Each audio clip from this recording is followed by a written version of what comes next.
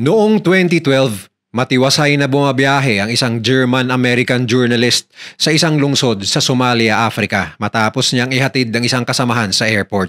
At dahil gwardyado siya ng mga lokal na Somali na may bitbit na matataas na kalibreng armas, kampante ang journalist na ligtas siyang makakarating sa kanyang destinasyon pa uwi.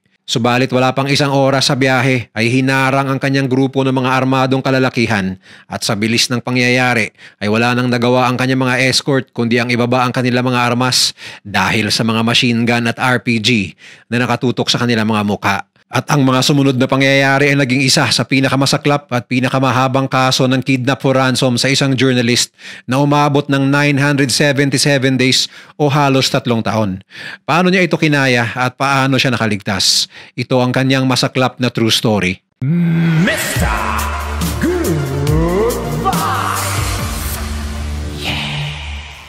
Si Michael Scott Moore ay isang German-American journalist na naingganyong gumawa ng kwento tungkol sa mga kinatatakutang pirata ng Somalia sa kasagsagan ng pangha-hijack na mga ito noong panahong yun. Sa katunayan pa nga noong 2010 hanggang 2012, 68 mga barko ang tagumpay na nakuha ng mga piratang ito. Subalit para kay Michael Scott Moore, hindi sapat ang mga datos na nakukuha niya sa internet at ang mga salaysay na naririnig niya sa mga marino. Upang makabuo ng isang kapanapanabik na kwento, kailangan niyang magsaliksik ng maigi sa pamamagitan ng pagpunta mismo sa Somalia. Ngunit simulat sa pool pa lang, ang ideyang ito ay isa ng mapangahas na plano. Maliban sa mga malulupit na mga pirata sa karagatan, laganap din ang karahasan sa Somalia dahil sa mga pakalat-kalat na mga madudugong bakbakan sa pagitan ng mga terorista, mga armadong grupo, mga pirata at mga alagad ng gobyerno. Malayong-malayo sa mapayapang buhay ni Michael sa Berlin, Germany. Ngunit sa kabila ng panganib sa pagpunta sa isang napakadelikadong bansa sa Africa, hindi pa rin nagdalawang isip si Michael na makabuo ng isang napaka-interesting na kwento tungkol sa mga notorious na pirata. Gayunpaman, hindi isinawalang bahala ni Michael ang kanyang seguridad. Sinigurado niya munang ligtas siya makakapasok at makakalabas ng bansa sa pamamagitan ng paghingi ng suporta mula sa isang respetadong Somalian elder, si Mohammed Sahal Gerlach. Na mga panahong yun, matagal nang naninirahan si Mohammed sa Berlin pero nanatili pa rin ang koneksyon nito sa kanyang bansang sinilangan. Tinuturing pa rin siya bilang isang lakay at nirerespeto ng ibang mga clan elder sa Somalia, lalo na ng mga pinuno ng dominanteng Saad clan sa nayon ng Galkayo na naging pugad na ng mga Somalian pirate. Bahagyang magiging kampante si Michael Scott Moore sa kanyang paparating na paglalakbay sa isa sa mga pinakadelikadong lugar sa mundo, sa tulong syempre ng seguridad na ibibigay ni Mohammed. Yan ay dahil noong 2011, ligtas ring nagabayan ni Mohammed ang isa pang German journalist sa Somalia, kaya naman malaki ang tiwala ni Michael na walang masamang mangyayari sa kanya roon. January 2012, kasama si Mohammed at ang isang award-winning Indian director na si Ashwin Raman, lumipad si Michael Scott Moore mula sa Berlin, Germany, patungo sa Galkayo, Somalia. Maayos naman ang kanilang pagdating sa bansa at tila ba protektado sila rito sa kabila ng magulong civil war. Kaagad sinimula ni Michael ang kanyang pagsasaliksik at isa-isang nangalap ng mga impormasyon mula sa mga lokal na mga Somalian. Bawat lugar na kanyang pinuntahan, nakabuntot lang ang convoy ng mga armadong gwardya na nakabantay kay Michael, Mohammed at Ashwin. Sa kanilang pagsisiyasat at paghahanap ng mga sagot sa kanyang mga katanungan, sa hindi inaasahan ay nabigyan si Michael ng pagkakataong makapanayam ang leader ng isang militanteng grupo na di umano'y naghahasik ng lagim, hindi lang sa kalupaan, kundi pati na rin sa karagatan. Doon, nalaman ni Michael kung gaano kalaki ang pagkamuhi ng maraming Somalian sa mga puti, lalong-lalo na sa mga Amerikano. Saad pa ng taong nakausap ni Michael, nararamdaman daw ng mga lokal na residente na binababoy ng mga kano ang kanilang karagatan dahil sa pagtatapon ng mga basura sa kanilang mga coral reef at ang pagnanakaw ng kanilang mga isda. Dagdag pa nito na ang mga pirata ay dati lang mga mahihirap na mga mangingisda na napilitang kumapit sa patalim para mabuhay. Subalit para bang ang lahat ng ito ay wala namang katotohanan at palusot na lang para bigyang katarungan ang kanilang masamang gawain. Matapos ang 10 araw na pamamalagi sa Somalia, marami-rami na rin ang mga nakalap na impormasyon ni Michael at medyo malapit na siya matapos sa ginagawa niyang research noon. Batid ng Indian director na si Ashwin na kailangan na niyang umalis mula sa bansa dahil papatapos na rin naman ang proyektong ginagawa ni Michael. Nung una, ayaw sana ni Michael na umalis ng maaga ang nag-iisa niyang kasama sa Somalia dahil nagkasundo sila na tatapusin ang buong proyekto ng magkasama. Ngunit kalaunan ay pumayag na rin si Michael kapalit ng isang kondisyon, sasamahan niya ito sa airport. Kahit na alam nilang poprotektahan sila ng mga kamag-anak ni Mohammed, takot pa rin si Michael na maiwang mag-isa sa tinutuluyan nilang hotel noon. January 21, 2012, sumapit na ang araw ng flight ni Ashwin pabalik ng India at kasama niya papunta ng airport ay walang iba kundi si Michael. Dahil napakadelikado ng daan patungo sa airport, humingi muli ng tulong ang dalawang dayuhan kay Mohammed na kaagad namang dumating, dala ang pribadong kotse, kasama ang mga armadong gwardya sa likod. Hindi pa rin sila pwedeng maging kampante. Ilang buwan bago makarating si Michael at Ashwin sa Somalia, 2 aid workers ang napabalitaang nakidnap sa parehong lugar. Hanggang sa mga sandaling yun ay hindi pa nare-rescue ang mga nawawalang aid workers, kaya naman medyo nangangamba pa si Michael at Ashwin para sa kanilang seguridad, lalo na kapag binabaybay nila ang mga delikadong kalsada ng Galkayo. Pagkarating nila sa airport, okay naman sana ang naging takbo ng lahat. Ligtas na nakasakay si Ashwin sa eroplano kahit medyo na-delay ang flight at wala namang masamang nangyari sa kanila sa loob ng airport maliban na lang sa isang makapanindig balahibong interaksyon. Habang tahimik na nakaupo sa isang gilid sa airport, bigla na lang lumapit ang isang lalaking Somalian papunta kay Michael. Nagulat ang journalist nang malaman nito ang kanyang pagkakakilanlan, lalo na nang ipakita mismo ng lalaki ang picture ni Michael na mula pa sa internet. Alam ng estrangherong ito na sikat si Michael Scott Moore sa Germany at sa industriya ng journalism na siyang talagang ikinabahala ni Michael. Kahit na umalis na ang lalaki mula sa kanyang harapan, hindi pa rin mawala sa kanyang isipan ang kung ano ang ibig sabihin ng pangyayaring yun. Bigla na lang nagkaroon ng pangamba si Michael dahil sa unang pagkakataon na bulgar ang kanyang pagkatao doon. Kahit na gumamit siya ng German passport papasok sa bansa, ngayon ay alam na ng mga tao na siya ay may lahi ring Amerikano at higit sa lahat siya ay isang kilalang reporter at ang pagiging isang Amerikano sa Somalia ay parang isang automatic na death sentence. Matapos ihatid si Ashwin, napagpasyahan ni Michael na bumalik na sa hotel. Kasama niya pa rin sa biyahe sina Mohammed habang binabaybay ang maalikabok na disyerto ng Galkayo.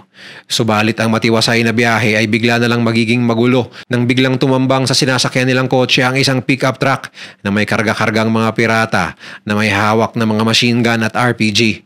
Sa hindi inaasahan, inambush sina Michael ng humigit kumulang 100 ng mga Somalian at bawat isa sa mga ito ay walang ibang hangarin kundi ang dukutin ang German-American journalist. Kaagad na pagtanto ni Michael na mayroong masamang balak ang mga lalaking ito nang bigla na lang siyang tutukan ng RPG at magpaputok ng baril ang mga ito sa ere. Pinilit ng mga hindi nakilalang Somalian na buksan ang pinto ng sasakyan, ngunit nagpupumiglas pa rin si Michael dahil takot na takot siya sa kung ano ang kanyang kahahantungan sa kamay ng mga taong ito. Sa kanilang galit, binasag ng mga lalaki ang salamin ng pintuan at pinagpupukpok ang mga kamay ni Michael na gamit ang kanilang mga daladalang AK-47. Pati si Mohammed ay tinambangan rin ng mga lalaki, subalit ang kanilang mga armadong kasamahan ay tila walang pakialam at hindi man lang gumawa ng aksyon para protektahan silang dalawa. Marahil ay dahil sa takot o di kaya ay baka kakontsaba pa ito ng mga kidnapper. Naging positibo pa rin si Michael at inakala na baka nagkamali lang ang mga lalaking ito. Subalit nang ilipat nila ang Amerikano sa isa pang kotse at hiniwalay kay Mohammed at sa mga armado nilang escort, dito na niya napatunayan na tuluyan na siyang nakidnap sa Somalia. Mula sa lalaking lumapit sa kanya sa airport hanggang sa aktong pagdukot sa kanya, napagtagpi-tagpi ni Michael Scott Moore na mayroong trumaydor sa kanila at wala siyang ibang naisip kundi ang mga kamag-anak mismo ni Mohammed. Gayunpaman, wala nang magagawa si Michael kundi ang magdasal at maghintay ng rescue. Isang kidnap for ransom na hindi niya aakalaing tatagal pa pala ng hindi lang ilang linggo o ilang buwan, kundi ilang taon. Kaagad dinala ng mga kidnapper si Michael sa malayong lugar sa isang bahay sa dulo ng syudad ng Galkayo. Pansamantala nilang inilagay roon ang duguan at sugatang journalist. Pero hindi kalaunan ay aabante na naman ang mga ito upang mas lalong ilayo si Michael mula sa mga otoridad. Nang papalubog na ang araw, napansin ni Michael na dinala na naman siya ng mga kidnapper sa panibagong lokasyon sa isang outdoor camp sa disyerto ng Somalia. Habang naka-blindfold at namimilipit ito sa sakit dahil sa dumurugo niyang ulo at nabali niya mga kamay matapos paghahampasin ng baril. Wala masyadong maaninag si Michael, ngunit nahahagip niya ang mga anino ng mga armadong lalaki na kabantay sa kanya at ng iba pang mga hostage. Kinaumagahan, muli na namang lilipat ng pwesto ang mga kidnapper na kalaunan ay nalaman ni Michael na mga pirata pala na miyembro ng Saad clan ang mga taong naging parte ng kanyang research at ang kanyang mga inasahan na tutulong sa kanya sa Somalia. Na mga panahong yun, kasama ni Michael ang dalawang matatandang lalaki na kagaya rin niyang bihag ng mga pirata. Isa sa mga ito ay si Rolly Tambara na isang mangingisda mula sa Seychelles. Parehong hostage sina Michael at Rolly, ngunit sa kanilang pagsasama roon, magiging magkaibigan ng dalawa sa kabila ng kanilang napakapait na sitwasyon. Nang araw na yon, dadalhin ng mga kidnapper ang kanilang mga hostage sa isa na namang liblib na lokasyon, sa isang barong-barong sa syudad ng Hobyo. 3 gabing nagtiis si Michael at ang iba pa mga bihag sa napakarumi at nakakasulasok na bahay. Sa pang-4 na araw, magigising na lang si Michael at Rolly nang bigla silang ikarga ng mga kidnapper sa isang truck.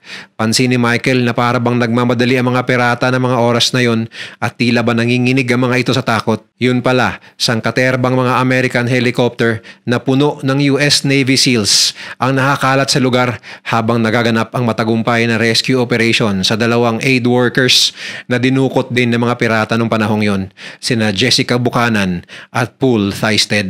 Akala ng mga Somalian pirate na may kinalaman kay Michael Scott Moore ang rescue operation na ginagawa, kaya dali-dali silang umiskerda at nagpakalayo-layo mula sa lugar. Kinalaunan ay napadpad si Michael sa isang liblib na nayon at pansamantalang nanatili sila roon sa mga susunod na linggo. Ngunit upang pahirapan ang kanilang mga hostage, pagtitripan ng mga kidnappers sina Michael at Rolly sa pamamagitan ng pagtali sa kanila sa mga puno. Kahit na ibilad man sila sa napakainit na araw o kahit sa ilalim ng napakalamig na ulan. Tanging tinapay, tubig at tuna ang naging pantawid gutom nila Michael isang beses sa araw-araw na naging dahilan ng mabilis na pagpayat ni Michael. Kung hindi sila gugutumin, ay araw-araw naman silang pinagbubuhatan ng kamay. Kasabay rin ito ang negosasyon ng mga pirata sa mga otoridad na nanghihingi ng napakalaking ransom kapalit ng mga ulo ng mga inosente nilang bihag. Para sa isang payak na mangingisda na si Rolly, abay humihingi ang mga pirata ng $20 million mula sa gobyerno ng Seychelles. Subalit tensyonado na ang mga pirata ng mga panahong yun dahil marami sa kanilang mga kasamahan ang nasawi matapos ang ginawang rescue operation ng Navy SEALs sa 2 aid workers. Kaya kahit paano ay lumiwanag naman ang mukha ni Michael dahil inakala niyang mayroon pang tsansa na ma-rescue siya ng US Armed Forces sa lalong madaling panahon. Sa paglipas ng mga araw, mga linggo at ng mga buwan, taimtim na nanampalataya si Michael na sana ay dumating na ang matagal na niyang hinihintay na rescue. Subalit ni anino ng mga US military o ng Navy SEALs ay hindi mahagilap sa Somalia. Ng mga panahong yun, hindi na mapakali ang pamilya ni Michael. Ginawa nila ang lahat para makipag-negotiate sa mga pirata. Subalit palaki ng palaki ang hinihingi na ransom ng mga ito. Kagaya ng hiningi nilang kapalit ni Rolly, $20 million din ang hinihingi nila sa mga kamag-anak ni Michael na talaga namang isang napakalaking halaga kung tutuusin. Ilang beses nilang sinubukang makipagnegosasyon, subalit naging matigas sa mga kidnapper. Pagsapit ng April 2012, halos 3 buwan matapos siyang makidnap, dinala ng mga kidnapper si Michael kasama si Rolly sa isang fishing vessel na hinijack ng mga kasama nilang pirata. Sa kanyang desperasyon, sinubukan ni Michael na tumakas sa pamamagitan ng pagtalon sa karagatan, subalit kaagad din naman siyang nahuli ng mga pirata. Lumipas pa ang ilang buwan, ngunit wala pa ring balita tungkol sa pag-rescue kay Michael. Nagiging mainitin na rin ang mga pirata dahil ayaw ibigay ng US o German government ang hinihingi nilang ransom. Mula sa pinagtaguan nilang barko, muli na namang lilipat ng lokasyon ng mga pirata kasama sina Michael. Ngunit dahil sa pagmamatigas ng Amerika at Germany, ang galit ng mga kidnapper ay bumabaling na sa kanilang mga hostage. Dinanas ni Michael, Rolly at ng iba pa nilang mga kasamang dinukot ang karahasan at pang-aabuso. Minsan pang ang nasaksihan ni Michael na nilambitin pati warik ng mga pirata si Rolly dahil sa kanilang labis na pagkainis. Kapag nagiging barumbado ang kanilang mga gwardya, naging normal na lang para kina Michael ang makatanggap ng mga suntok at tadyak. Kung susumahin, naging torture ang pananatili ni Michael sa kamay ng mga Somalian pirate. Minsan, naiisip na lang niyang magpakamatay dahil hindi na kinakaya ng kanyang isipan ng pang-aabuso. Ang dating Michael na puno ng pag-asa ay naging bato dahil sa kanyang karanasan. Tinatakot na rin siya ng mga kidnapper na ibebenta siya sa mga malulupit na terorista kapag hindi pa rin nila natanggap ang milyon-milyon na ransom. Samantala, sa kabilang panig ng mundo, hindi nagpapahinga ang kanyang ina sa negosasyon at pagkalap ng pera para ipambayad sa mga pirata. Ang tanging nagbibigay sa kanya ng inspirasyon upang magpatuloy ay ang mga video na ipinapadala ng mga kidnapper na nagpapatunay na buhay pa nga si Michael. Lumipas pa ang ilang buwan at ang sanay ilang linggo lang na pamamalagi ay nauwi sa ilang taon. Ilang beses na inilipat ng mga pirata si Michael at sa bawat lugar na kanyang napupuntahan ay mas lalo lamang lumulupit ang kanyang mga bantay. Habang nakatali, iniisip na lang ni Michael ang mga masasaya niyang alaala sa Amerika at Germany dahil ito na lang ang tanging nagbibigay sa kanya ng rason para mabuhay. Hanggang sa noong September 23, 2014, tila isang magandang balita ang bumungad kay Michael mula sa isang nagpakilalang negotiator na tumawag sa telepono ng mga pirata at sinabing nalalapit na ang kanyang paglaya. Subalit hindi ito masyadong pinagtuunan ng pansin ni Michael dahil unti-unti na rin siyang nawawala ng pag-asa na ma-rescue. Pagsapit ng tanghali ng araw na yon, narinig na lang niya ang selebrasyon ng mga pirata sa labas habang hawak ang mga nakabalot na sangkaterbang $100 bills. Saad ng isa sa mga bantay ni Michael na sa wakas ay makakalaya na rin siya. Sa kabila ng napakagandang balita, hindi pa rin nagawang maniwala ni Michael dahil baka pinagtitripan lang siya ng mga ito. Kahit na sinundo na siya ng sasakyan papunta sa Abdulali Yusuf International Airport sa Galkayo, Somalia para bang panaginip pa rin ang nangyayari. Doon na lang napagtanto ni Michael Scott Moore na ito na nga ang matagal na niyang hinihintay na makasampa na siya sa isang maliit na eroplano papunta sa Mogadishu, ang kapital ng Somalia. Sa tulong ng kanyang mga kamag-anak, mga kaibigan at iba pa mga pribadong sektor sa Amerika at Germany, nakalikom ang kanyang ina ng $1.6 million na ransom na tinanggap naman ng mga pirata. Kasabay rin niyang pinakawalan ang mangingisdang si Rolly dahil sa ransom na binigay ng gobyerno ng Seychelles. Sa loob ng 977 days o mahigit 2 taon at 8 buwan sa kamay ng malulupit na mga pirata, sa wakas ay ligtas na si Michael Scott Moore at sa kabutihang palad ay makakauwi na rin ito ng matiwasay papunta sa kanyang pamilya. Kasalungat naman ang nangyari sa mga piratang tumanggap sa ransom. Dahil sa pera, nagkagulo-gulo ang iba't ibang grupo na nakahawak kay Michael sa loob ng mahigit 2 taon. Dahil sa tensyon at agawan sa napakalaking pera, nagkaroon ng madugong bakbakan sa pagitan ng mga kidnapper na nauwi sa patayan. Ang kanyang nakakabilib na survival story sa kamay ng mga kidnapper sa Somalia ay naging isa sa pinakamahabang kaso ng kidnap for ransom ng isang journalist sa kasaysayan at naging paksa ng maraming dokumentaryo, libro, YouTube videos at marami na ring malalaking production companies ang nag-alok na gawing pelikula ang kanyang naging karanasan.